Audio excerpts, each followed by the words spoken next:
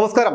കേരളത്തിന്റെ ചരിത്രത്തിലെ ഏറ്റവും കഴിവുകെട്ട ആരോഗ്യമന്ത്രി വീണ ജോർജ് ആണെന്ന കാര്യത്തിൽ കമ്മികൾക്ക് പോലും രണ്ടഭിപ്രായമുണ്ടെന്ന് തോന്നുന്നില്ല. രണ്ടാം പിണറായി മന്ത്രിസഭയിലെ ഏറ്റവും മോശം മന്ത്രിയും വീണ ജോർജ് തന്നെയാണ്. കഴിഞ്ഞ 5 വർഷക്കാലത്തെ കാര്യമെടുത്താൽ പോലും നിരന്തരം ഗുരുതരമായ വീഴ്ചകളാണ് കേരളത്തിലെ ആരോഗ്യരംഗത്ത് വന്നിട്ടുള്ളത്. അതേക്കുറിച്ച് പറഞ്ഞാൽ ഇത് നീണ്ടുപോകും. ജനങ്ങൾക്കറിയാമല്ലോ, വീണ ജോർജിനെ മത്സരിപ്പിക്കരുത് എന്ന് പറഞ്ഞത് മറ്റാരുമല്ല, സ്വന്തം ഭർത്താവ് തന്നെയാണ്. അവർക്ക് ഭരണകാര്യങ്ങളിൽ ശ്രദ്ധിക്കാൻ നേരമില്ലെന്ന് അവരുടെ മുഖഭാവം തന്നെ വിളിച്ചു പറയുന്നുണ്ട്. സ്വന്തം തട്ടകമായ മാധ്യമ പ്രവർത്തന രംഗത്ത് പോലും അവർക്ക് തൻ്റേതായ ഒന്നും ചെയ്യാൻ കഴിഞ്ഞിട്ടില്ല. അടിസ്ഥാനപരമായി വീണ ജോർജ് ഒരു കമ്മ്യൂണിസ്റ്റുകാരിയേയല്ല. ഒരു പാർട്ടി ക്ലാസ്സിൽ പോലും അവർ എത്തി നോക്കിയിട്ട് പോലുമില്ല. സത്യത്തിൽ എന്താണ് ഈ കമ്മ്യൂണിസം എന്ന് പോലും അവർക്കറിയില്ല. പത്തനംതിട്ട മൗണ്ട് ബഥനി ഹൈസ്കൂളിൽ പഠിക്കുമ്പോൾ അല്പസ്വല്പം അഭിനയമൊക്കെ ഉണ്ടായിരുന്നു എന്നല്ലാതെ SFIക്കാരി ആയിരുന്നില്ല വീണ ജോർജ്. ഇപ്പോഴും താൻ അഭിനയത്തിൽ മോശമല്ലെന്ന് അവർ തെളിയിച്ചത് കണ്ണൂർ റെയിൽവേ സ്റ്റേഷനിൽ വെച്ച KSUക്കാർ കരിങ്കൊടി കൊണ്ട് കഴുത്തിന് പരിക്കേൽപ്പിച്ചു എന്ന സംഭവത്തോടെയാണ്. പത്തനംതിട്ടയിലെ സ്കൂൾ പഠനത്തിന് ശേഷം വീണ ജോർജ് തിരുവനന്തപുരത്തെ വിമൻസ് കോളേജിലെത്തി. ആ കോളേജിൽ പഠിക്കുമ്പോഴും അവർ SFIയുടെ ജാഥയുടെ വാലറ്റത്ത് പോലും നിന്ന് മുദ്രാവാക്യം വിളിക്കുകയോ കൊടി പിടിക്കുകയോ സമരം നടത്തുകയോ ചെയ്തിട്ടില്ല എന്ന് അന്ന് കൂടെ പഠിച്ചവർക്കറിയാം. വിമൻസ് കോളേജിൽ അതിനുള്ള സൗകര്യവും വളരെ കുറവായിരുന്നു. പഠനം കഴിഞ്ഞ ശേഷവും DYFIയിൽ ചേരാനോ ഇടതുപക്ഷം ചേർന്ന് നടക്കാനോ അവർക്ക് താല്പര്യമുണ്ടായിരുന്നില്ല. തൻ്റെ കരിയർ അത് മാത്രമായിരുന്നു അവരുടെ ലക്ഷ്യം. പഠനം കഴിഞ്ഞ വീണ ജോർജ് ആ സമയം ഏതാണ്ട് 1 കൊല്ലം പത്തനംതിട്ട കത്തോലിക്കേറ്റ് കോളേജിൽ അധ്യാപികയായി പിള്ളേരെ പഠിപ്പിച്ചു.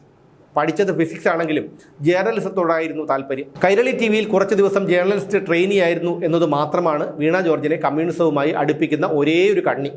മുസ്ലിം ലീഗ് നേതാവ് ഡോക്ടർ MK മുനീർ തുടങ്ങിയ ഇന്ത്യ വിഷൻ എന്ന ചാനലിൽ കൂടിയാണ് ശരിക്കും വീണ ജോർജ് എന്ന മാധ്യമ പ്രവർത്തകയുടെ മുഖം തെളിഞ്ഞു കാണുന്നത്. ഇന്ത്യ വിഷനിൽ ഡെപ്യൂട്ടി ന്യൂസ് എഡിറ്റർ വരെ എത്തി നിൽക്കുമ്പോഴാണ് ആ ചാനൽ പൂട്ടിപ്പോകുന്നത്. അതിനു മുമ്പ് തന്നെ സഖാവ് MV രാഘവൻ്റെ മകൻ MV Nikesh Kumar India vision വിട്ട് സ്വന്തമായി റിപ്പോർട്ടർ എന്ന പേരിൽ ഒരു ചാനൽ തുടങ്ങിയിരുന്നു. വീണയുടെ ഭർത്താവ് ജോർജ് ജോസഫാണ് ശരിക്കും രാഷ്ട്രീയത്തിൽ കളിക്കാനുള്ള ഗ്രൗണ്ട് തേടിയത്. ജോർജിനറിയാമായിരുന്നു മാധ്യമ പ്രവർത്തനത്തേക്കാൾ വളക്കൂറുള്ള മണ്ണ് രാഷ്ട്രീയമാണെന്ന്. കോൺഗ്രസിനോടായിരുന്നു ജോർജിന് താല്പര്യം.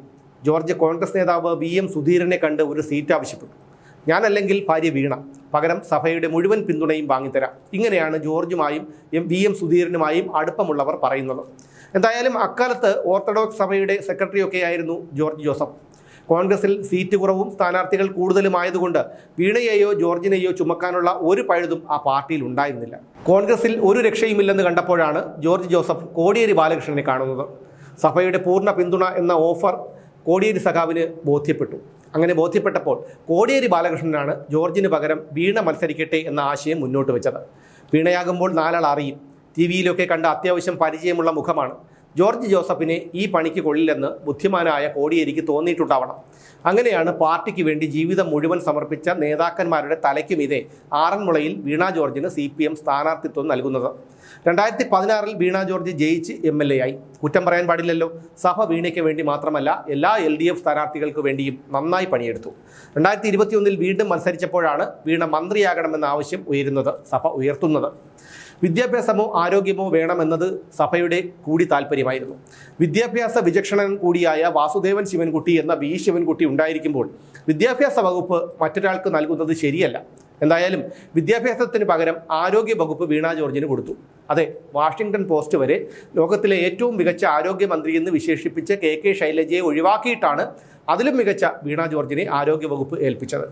മന്ത്രി വീണ ജോർജ് ആരോഗ്യവകുപ്പിൻ്റെ ഭരണത്തിൽ അടപടലം പരാജയപ്പെടാൻ പ്രധാന കാരണം പരിചയക്കുറവും ഇത്തിരി കുശുമ്പും പാകത്തിന് അഹങ്കാരവും ഒക്കെയായിരുന്നു. അവസാനം കണ്ണൂരിൽ വീണ ജോർജ് മാത്രമല്ല, നടന്നത് ഗറില്ല യുദ്ധമുറ എന്ന് പറഞ്ഞ MV ഗോവിന്ദനും 10-30 പോലീസുകാർക്കിടയിൽ നിന്ന് അദൃശ്യനായി വന്ന ഒരു പയ്യൻ കയ്യും കഴുത്തും ഞെരിച്ച് പിരിച്ച് മാരകമായി പരിക്കേൽപ്പിച്ച കഥ പറഞ്ഞ MV ജയരാജനും പ്രവർത്തിക്കാത്ത ICUവിൽ ദുഃഖസാന്ദ്രനായി നിന്ന മുഖ്യമന്ത്രി പിണറായി വിജയനും നാണം കെട്ടു. ജയരാജൻ സഖാവ് ഒരു പടി കൂടി കടന്ന് വീണ ജോർജിനെ കൊല്ലുകയായിരുന്നു അക്രമകാരിയുടെ ലക്ഷ്യം എന്നുവരെ പറഞ്ഞു വെച്ചു.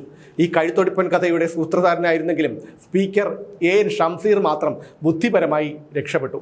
വീണ ജോർജിനെ മത്സരിപ്പിക്കരുതെന്ന് അവരുടെ ഭർത്താവും സഭാ നേതാവുമായ ജോർജ് ജോസഫ് തന്നെ പറയുകയാണ്. പക്ഷേ ഇപ്പോൾ പാർട്ടിയിലും സഭയിലും ജോർജിനേക്കാൾ പിടിപാട് വീണയ്ക്കാണ്. അതുകൊണ്ട് ജോർജിന് പുല്ലുവില കൊടുത്തുകൊണ്ട് പാർട്ടി വീണയ്ക്ക് സീറ്റ് കൊടുത്തു. സഭ പിന്തുണച്ചു. വീണ മത്സരിക്കുന്നു.